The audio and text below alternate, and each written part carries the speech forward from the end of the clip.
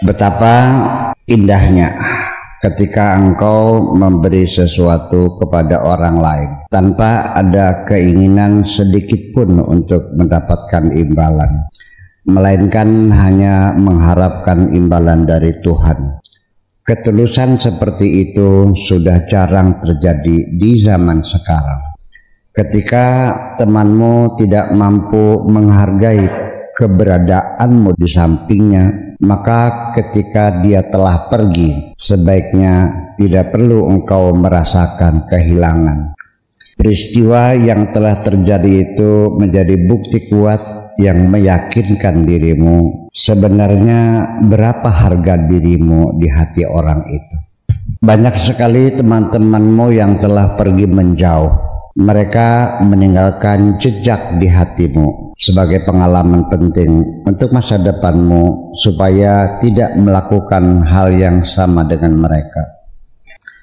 Mereka tidak akan pernah merasakan keberadaanmu kecuali ketika berpisah. Mereka tidak akan dapat merasakan kerinduanmu terhadap mereka kecuali setelah putus hubungan sama sekali.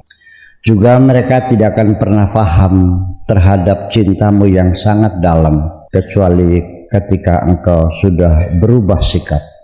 Tidak aneh, wahai kekasihku, seringkali engkau merasakan kesepian ketika engkau berada di tengah-tengah temanmu yang banyak itu. Tetapi sebaliknya engkau merasa sangat bahagia ketika engkau hanya berdua bersamaku. Yang menjadi tolak ukur, wahai kekasihku, bukan berapa jumlah orang yang ada di sampingmu, tetapi sangat tergantung kepada kondisi hati orang yang ada di dekatmu. Dalam persahabatan tidak perlu kesamaan pikiran. Aku tidak punya hobi untuk berdebat. Aku siap mendengarkan pendapat siapapun yang berbeda-beda dan tidak perlu mengajukan sangkalan.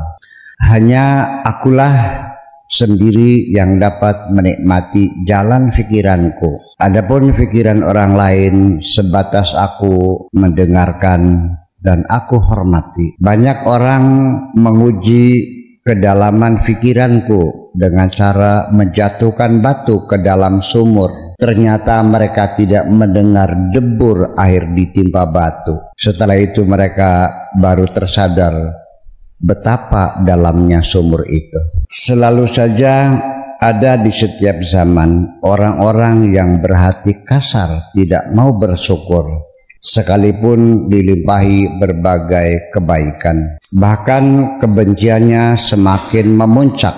Demikian pula sebaliknya, ada orang yang dicaci maki tetapi tetap selalu memaafkan. Ini hanya sekedar pengalaman yang sering terjadi pada diri kita, wahai kekasihku, bahwa tidak setiap orang yang menyimpan kebencian selalu bermuka masam di hadapanmu.